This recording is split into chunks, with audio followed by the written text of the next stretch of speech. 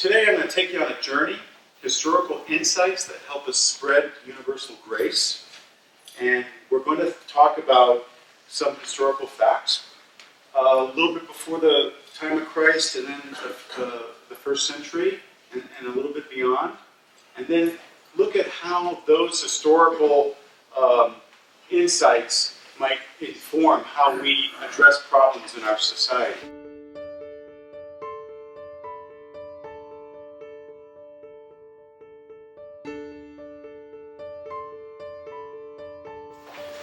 Before I get into the actual historical insights, I want to share a little bit about my background.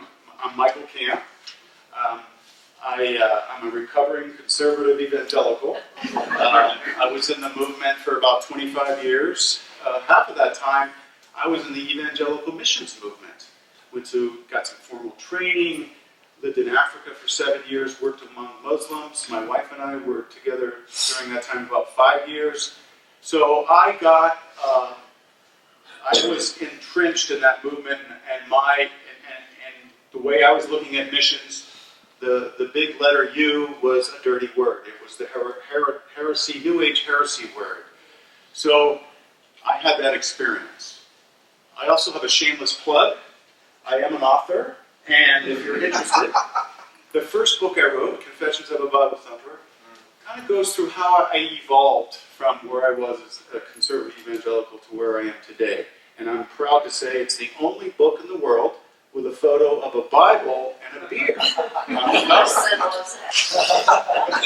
So that's kind of like my deconstruction of my faith and how I gradually evolved. The next book is called Craft Brew Jesus. Gee, I guess I like the beer theme. So the subtitle is How History We Never Knew Taps a Spirituality We Really Need.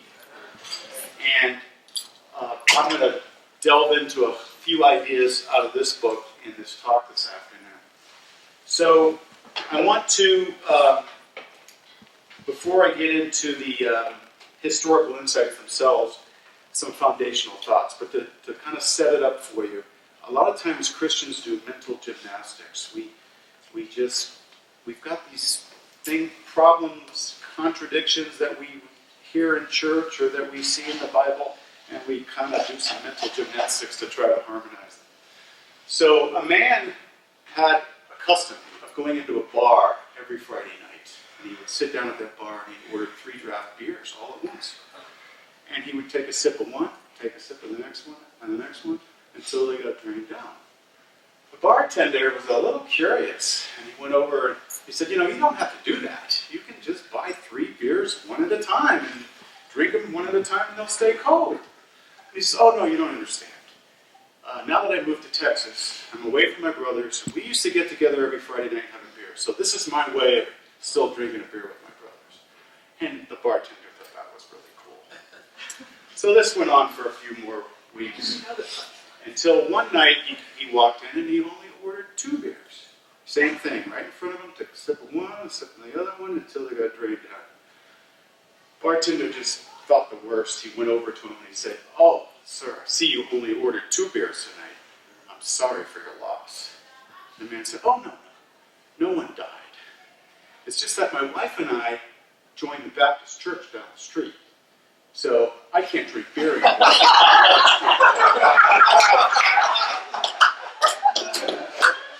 So when we think about our case for universalism, we don't have to do mental gymnastics like that. We can find some really good reasons and arguments.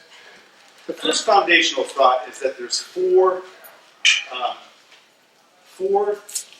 reasons or types of arguments for universalism. There's an emotional reason, there's logical reasons, there's biblical reasons, and there's historical reasons. I'm going to make the case that the historical reasons, coupled with the biblical reasons, are the most powerful. Emotional reasons. I show up on the mission field in the 80s as a fresh evangelical missionary. 99.8% of the people I'm meeting are Muslims, and they've been Muslims for centuries. I grow to love them. I make friends. And my theology is telling me, hey, unless we do some fast and furious Bible thumping, these people are going to hell. So that did not compute. That's an emotional reason for rethinking. I didn't become a Universalist then, but I did secretly become more inclusive. The other kind of reason would be a logical reason. So, if anyone read Tom Talbot's book, An Inescapable Love of God, he kind of goes through, predestination Calvinism, free will Arminianism, and compared to Universalism. He lays them all out, and logically, Universalism makes sense, and the others don't make sense. He makes a really good case for that. Biblical reasons. That's when we get into the Bible, we look for all those verses, the universal grace verses. We find some mistranslations, and we look at the original Greek, and we discover all kinds of things. Those are also some good arguments. Now, the historical reasons are a little different. They're related to the biblical, but I think they're much more powerful because they work with a scientific method. It's not a precise science, but it is a scientific method. It works in the realm of probabilities. We can go through history, and we can look at the historical documents, use historical tools, and discover what is most probably true and what's probably false, and what's historically accurate and what's not. So it's a very powerful argument that we can have when we really dig into the history of what really is taught about the afterlife by Jesus and the early church. Michael Hardin says you can't do good theology until you do good history. And that's one of the reasons why some of, at least in my experience, in my evangelicalism and fundamentalism background, was the history was very selective. They didn't really do good history, so there was all kinds of crazy ideas that people have. The other foundational thought I want to bring you is that the traditional view of the afterlife is really driven by a two-faced God. Okay? A God of love, yeah, a God of love, but a God of wrath. A God of peace, the Prince of Peace, but also a God of violence. The Old Testament. Even some of the things in the Bible. So, for example, when I was a new Christian, I'm reading the teachings of Jesus, and all of a sudden I come across when Jesus says, even if you're angry with your brother, you're in the danger of the fires of hell. And I'm like, that doesn't make sense. All this other time he was really touching my heart, and when I read that verse, it's like, oh, what's he talking about? How can this be? So there's this inconsistency sometimes about how we view God. Look at a verse like Joshua 7, when Achan and his sons and daughters are stoned to death because he disobeyed God. And he actually confessed that he disobeyed God. He's stoned to death, and the people say, and God apparently supposedly agrees, that death, stoning, appeased God's anger. Now, how do we harmonize that with Jesus saying, be merciful as your Father is merciful? So there's these things. Now, the two-faced God, Michael Hardin calls it the Janus-faced God, not Janis Joplin. Janus is the Greek and Roman god. If you saw a statue of the god, it would be like a profile with a face looking this way and a face looking this way. Okay? So just kind of keep that in your mind, the two-faced God. Historical insights, I want to kind of take you on a journey so that we kind of see a progression of why we believe in universalism. The first thing is that the Old Testament doesn't teach the doctrine of eternal hell. It has this very obscure view of the afterlife. Most of you know this. It's Sheol is the term that's used, the place of the righteous and the unrighteous. Hades in the Greek. And so they didn't have that concept. So where did that concept come from? We'll discover that in a moment. The next thing is when we realize, I just have to go back and make one more point about the two-faced God, because I forgot about this. This is an example of the evangelical charismatic movement today. Hot off the press, September 2017, Charisma Magazine. Listen to this quote by a pastor named David Platt, who I don't know who that is, but this is what he says. Yes, God is a Father who loves us, who is a loving Father who will save us. What's the next word? But he is also a wrathful judge who may damn us. Okay, so that's out there, folks. So when things start to, you're not able to control people very much, they come up with these quotes like that. So let's take a look at how did the prophets phrase the judgment of God? And so I just happen to have a book here that's got some really good quotes in it. So this is Isaiah.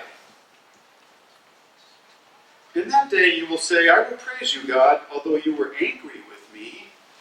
Your anger has turned away and you have comforted me. Again, I will not accuse them forever, God is speaking, nor will I always be angry, for then they would faint away because of me, for the very people I have created.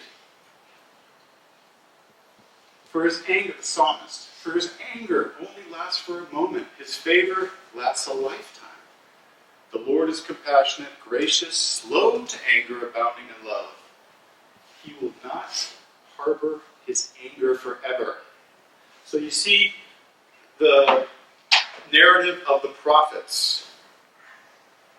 So still we haven't seen the doctrine of hell. So where does the doctrine of hell come from? Well, when you look at history, we discover that the doctrine of hell can be traced back to the Egyptian culture. And then it was transferred to the Middle East, and then even the Greeks and the Romans. And it didn't enter Jewish thought until the Babylonian captivity. And people came back to Jerusalem and to Israel from Babylon, and they brought this doctrine. There's a very interesting book called the Book of Enoch, which was a book in between the two testaments, and it has the doctrine of hell in that book. Another book also called Ezra, similar, not the prophet Ezra, another Ezra. So those two books are examples of where it came out of pagan superstitious religions. And then the Pharisees, Josephus the historian tells us the Pharisees, some of them had adopted the doctrine. And the other very interesting thing is that when you look at, okay, where did the doctrine come from? And then ask yourself, why did it come forth? And you'll find all kinds of ancient writers throughout history. I'm just going to give you one example. A Greek philosopher named Strabo, who says there's no other way to keep the multitudes in order but by the fear of the invisible world. And there's all kinds of books like this. It was a control mechanism. And so people started to use that in government and religion to control people. And guess who picked up that idea? The Christian Church, starting with the Catholic Church, began to use that and on into Protestantism. So one of the most amazing things that I discovered here is that in the Catholic Church, there was actually a few softening features of the doctrine of hell. One of them was praying for the dead. Some people actually believe the earliest Christians did that. So there was, at least some hope of kind of getting people out of get out of the hell-free card. But listen to this quote. Endless punishment and all its enormity, destitute of all benevolent features, was not fully developed until Protestantism was born, and prayers for the dead, mitigation of the condition of the lost, and other softening features were repudiated. So that doctrine of hell just kind of gradually grew. People used it to control, and it actually got worse as time went on, and the reformers didn't address it. So that's some insights. Another really interesting insight, and just to kind of mix it up a little bit, I want to remind you that we're getting grounding, okay, when we look at history. So it's not just private interpretation. Did you hear about the Catholic priest, the Baptist pastor, and the liberal mainline minister, and the rabbi who were all asked the same question? The question was, when does life begin? The Catholic priest thought for a moment, oh, I know, life begins at conception. Good answer. The Baptist pastor thought for a minute, he says, oh, I know, life begins when you're born again. The Methodist, or the mainline liberal minister, he thought for a moment, he said, oh, I know, life begins at confirmation. And finally the rabbi was asked, without hesitation, oh, that's easy, life begins when the kids move out and the dog dies. That's a nice private interpretation. So, we want to use history because we don't want to be subjective. We want to be as objective as we can. So that's one of the reasons why we look at these examples.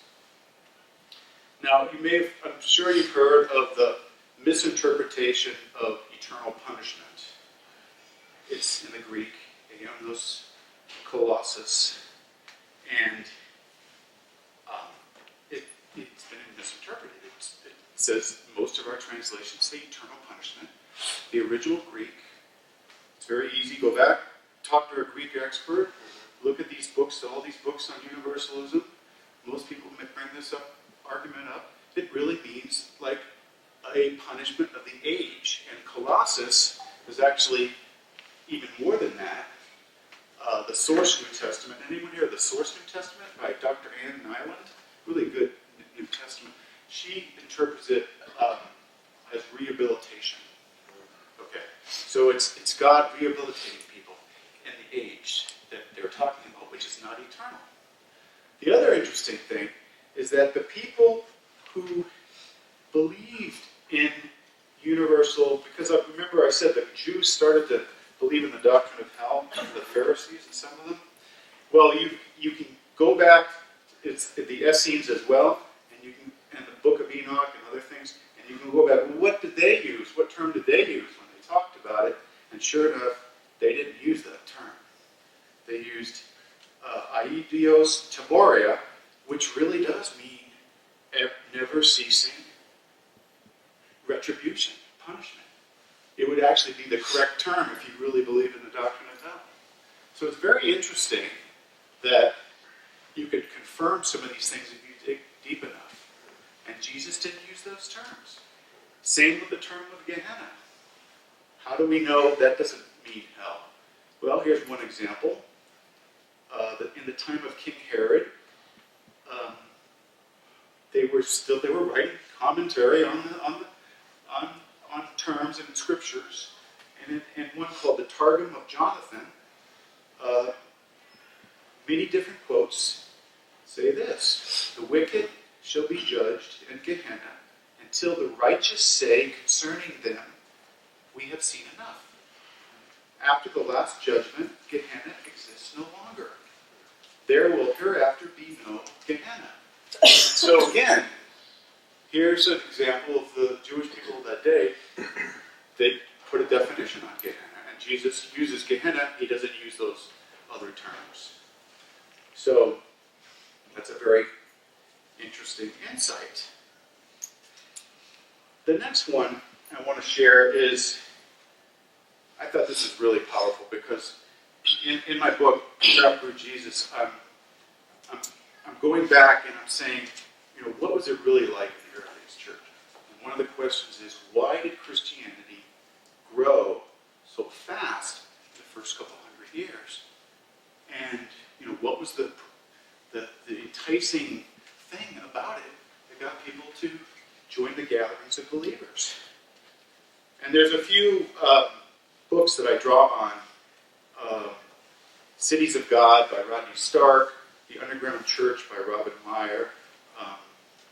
There's another one. Prepper, Jesus, another one. But one of you have to understand, what was it like to live in the first century in Palestine and the Roman world? It was a harsh society. Unless you were a Roman citizen and pretty affluent, it was pretty harsh. There's no welfare system. There's no hospitals. There's no health care. Okay? And the philosophy of the day was that how do you get peace in the world? The philosophy of the day is peace through military conquest. Okay? Peace meant some empire came in, won the battle, and set up control, and if there was any dissent, they would have cruel punishments to make sure the peace stayed. That was their idea of peace. And exactly what the Romans did. On the other hand, Jesus comes into this society, talks about mercy, compassion, love for the oppressed and the oppressor, without a corrupt religion. He was very much against the religion of his day. Compassion was not, in antiquity, compassion was not looked upon as a great honorable value. Okay, it was weak. If you had mercy and compassion, you're a weakling. Right? They did not respect that. But when Jesus began to teach it, and the equality that he taught, the distributive justice that he taught, then people were actually started to become attracted to it because they realized, actually, this is a better society. We're loving each other. We're helping the poor. When there was a sickness or an epidemic, the Christians were the ones that went out and served the poor. So one example would be, let's see. I'm going to quote this one. There is no historical evidence that Christianity grew because miserable people were promised eternal bliss in heaven. No, the evidence confirms that people became followers of Jesus' path largely due to the practice of Christian benevolence and hope for a better life in the here and now, the kingdom of God.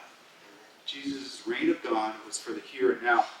And when Matthew, by the way, when Matthew says kingdom of heaven, it's not talking about heaven. It's a Jewish way of not saying the word God. It's the kingdom of the reign of God in the here and now. So the followers of Jesus were known for nursing the sick, supporting orphans, widows, and elderly, helping the poor, honoring women, and showing concern for slaves. And this is a quote from Rodney Stark, an historian. In short, Christians created a miniature welfare state and an empire which for the most part lacked social services.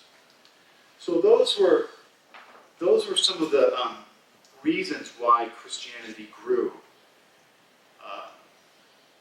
And it really had very little to do with, whether you're going to make it to heaven or hell. Now, you've probably done some reading, and you probably know about the church fathers, Clement of Alexandria, Origen, Didymus the Blind, Gregory of Nyssa, Theodore of Mopsuestia. By the way, do you know the difference between an amateur historian and an academic historian?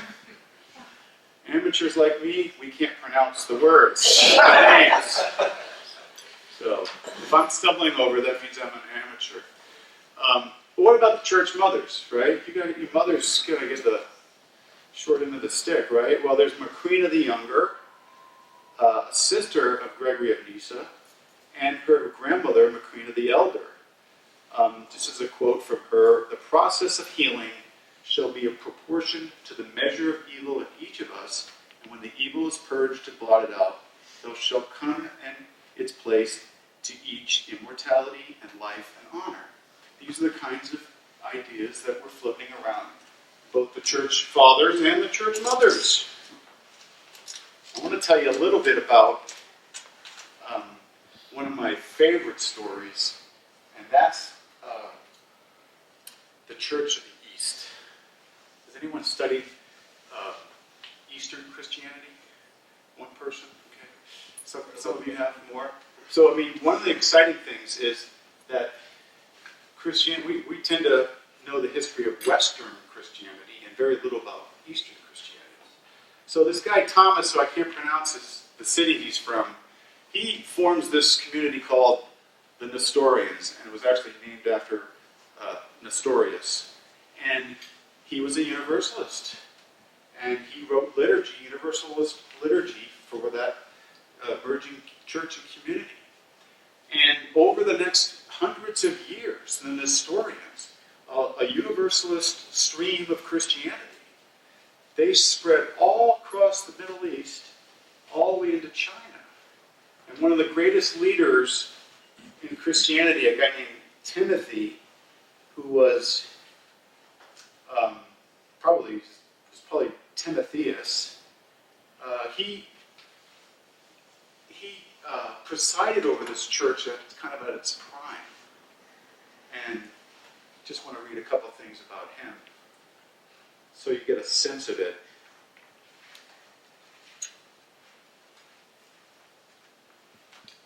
Let's see if I can find it here. Here it is.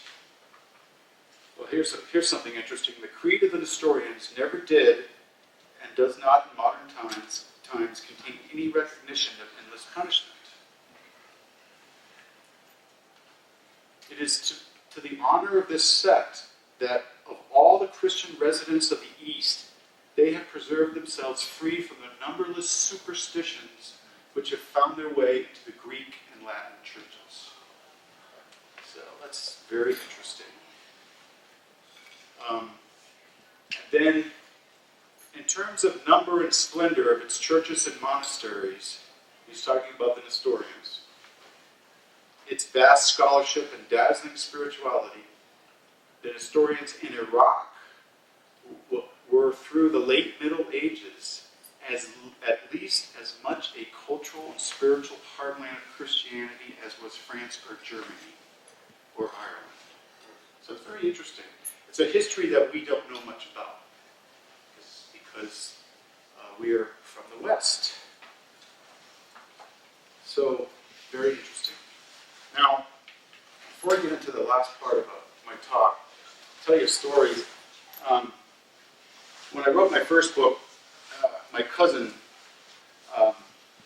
read it. He thought it was really good and showed it to his pastor, United Church of Christ. But actually, it was good. United Church of Christ. No, actually, I can tell you stories about other pastors, evangelical pastors that found my book. That was kind of like burn them at the stake kind of a thing.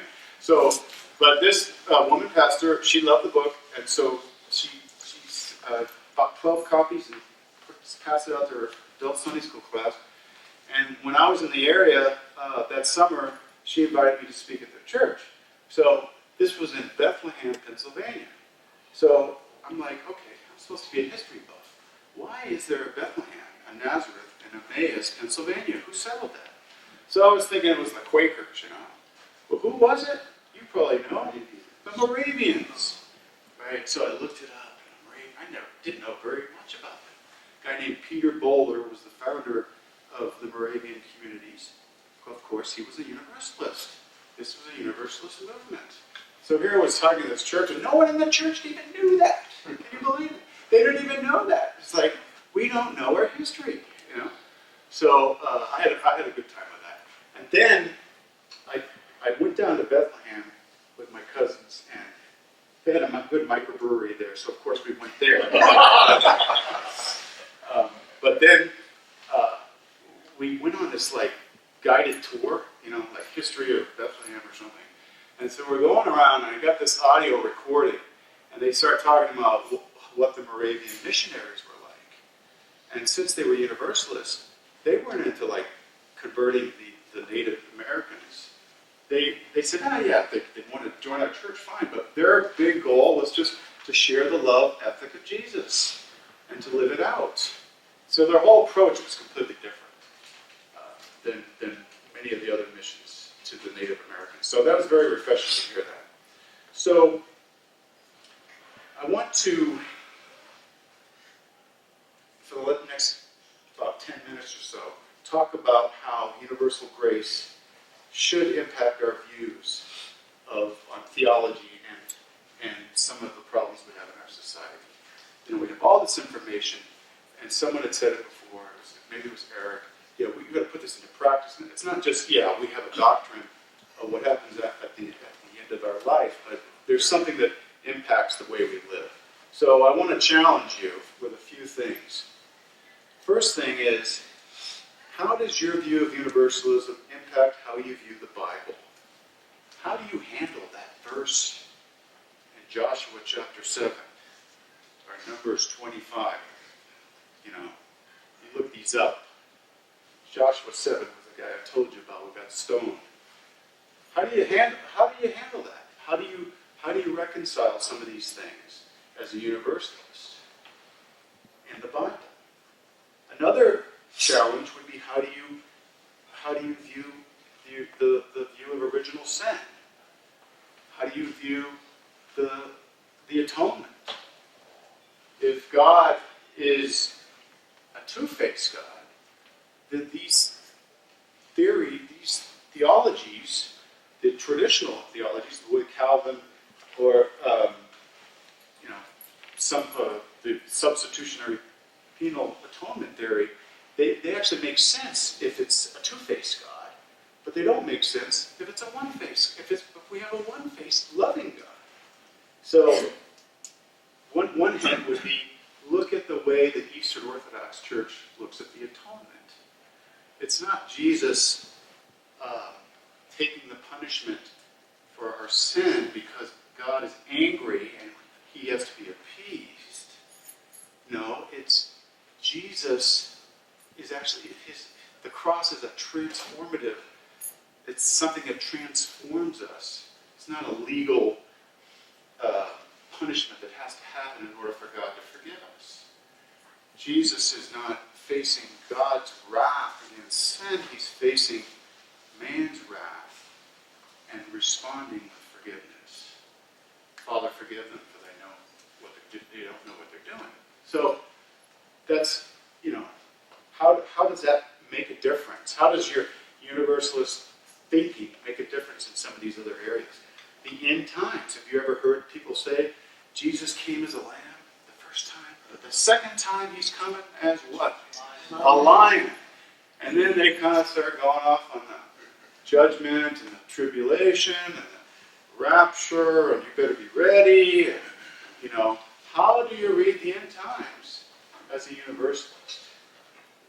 Right? There's some powerful historical arguments that would help you to rethink the end times. Missions, I gave one example with the Moravians, and then a couple things that I think are really important is, for example, how do we approach, or what solutions would we advocate for criminal justice reform? What's going on? Why do we have such a mass incarceration of people in our country? More than most developed countries, if maybe even number one prisoner population in our country. And how can we change that? And what do you think about capital punishment? What do you think about how we reform criminals? As a universalist, we should be thinking, we should be on the forefront of movements that are pushing programs that restore people and rehabilitate people, because that's what we believe in, and we don't believe in retribution, etc., etc. So thankfully there is a movement going on. Even both political parties, to some degree, agree that there should be reform, because the tough on crime movement didn't work. It backfired. Why? We know why it backfired, because we're universalists. We know that doesn't work. So, we should be at the forefront of that. Just one example. I don't know if this is a Christian organization per se, but it was in Sojourners magazine. Anyone read Sojourners? Yeah. It was the article on, the cover was something about life after white supremacy. And there was this organization called Life After Hate, is the name of the organization. And they're former extremists in various capacities, white supremacy, neo-Nazis, and they've been reformed, and they're coming together, forming an organization to help the people who are in those groups, those radical groups. And the reason they're in those groups, there's a reason they're there. They didn't just wake up one morning and say, I think I'll be a white supremacist. No, they had issues that they dealt with in their life. And so this kind of organization is helping people deal with those issues and understand that actually it's counterproductive to be that kind of person. Hate causes bitterness. Bitterness ruins your life. And so that's just one example. How about how we resist terrorism and evil?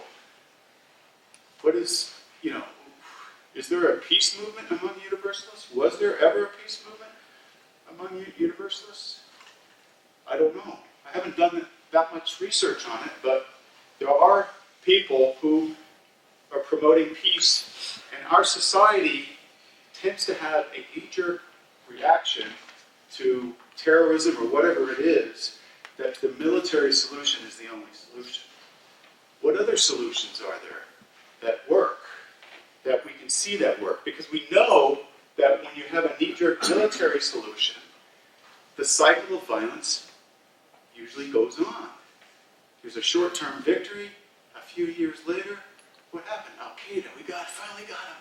Then ISIS springs up. Then they're worse. So, those are the kinds of things we need to think about. What can we do to promote a different approach to combating or resisting terrorism, evil, and so forth? So, those are some of the ideas that I had. Eric had expressed also fighting bringing economic justice to the poor. I want to share with you one of the things that I'm involved with, I'm really excited about. And when I first came in here last night, I realized, man, I'm walking into a church service. And I've shared with a few of you that I call myself a done. I'm done with church. I was in it for 25 years. And I'd rather go to a pub theology meeting than go to church. And there's a movement. Did you know there's a pub theology movement across this country? Oh, yeah. Yeah, there is. People, the night before the Forgotten Gospel Conference, I went to a pub theology gathering in Denver. Robin Perry was there. Right? So, very interesting. So, anyways, I find my way in the back there, and it's not that I'll never go to church again or anything, but it's just like there's other ways to do Christian community, I think, So I'm in the back, and I realize, wait a minute, they're having a church service. There's no back door. I'm trapped. I'm getting a little nervous. Hey, Michael, you can do this. And then I thought to myself, wait a minute, it's a Universalist church. So, but my quote church is a discussion group or pub theology group, and then what else is God? Do you think God can work outside the church? What do you think? So I'm in this club. It's called the Rotary Club. Anyone in a Rotary? Rotarian? There we go. He knows. What's the tagline? Service over self. So I was blown away when I joined this club. I was like, man, this is great fellowship. This is loving one another. This is doing service projects in the community. I'm involved with microfinance projects in Africa, back in Africa, involved again. Man, this is amazing. And there's no religion. How did that happen? no politics and religion, and it's just a really, and what I see Jesus in that club, even though they don't name the name.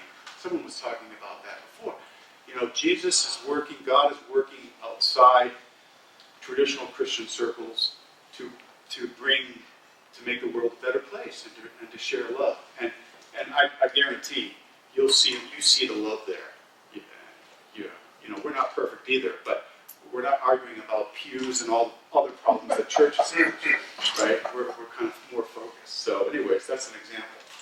So I think that's about my time right here. I just wanted to open it up for questions in case people have questions. Just a Really? comment. Yeah. A lot of the churches I've served have AA groups, and the AA people say, that's absolutely the right place to be for a person. Right. For them, that is their community, their spiritual Christian community. Right. It's true. Yes, sir. Is all this you're sharing today in your books? Pretty much. I got a new book in my head, so I can't tell. Some of it's, I'd say 80% of it is, or 90%. Did you bring any with you? Yeah, I do. There's a few outside. There's only one copy of this, so you'll have to fight over it. But there is a handout. If the one copy goes, there's a handout. You can go on my website or Amazon and you can buy it. You can auction that one copy. I could. Right. Anyone who buys me a beer tonight, that's all right. Yeah, I'm wondering your thoughts regarding how much oppression has to do with people embracing eternal damnation. For example, with the Babylonian captivity, the people who captured them and hauled them off to this other country, marched them off to this other country and destroyed their country, the natural inclination would be to think, well, they'll get theirs eventually. Yeah, right. And that's where they started to buy into this idea of eternal damnation. Right. And so do you see that not only there, but maybe in other places, maybe in Egypt, maybe other places where oppression, well, I learned early on when I went on the road in 2003 to speak on Universalism, is that oppressed people who have been historically oppressed, have more difficulty embracing universalism because they just want the oppressor to get theirs eventually. Right. I think that's true. Yeah. It's very appealing when you think God's on your side, plus your enemies are going to get punished. That's right. Right. So yeah, I agree with that.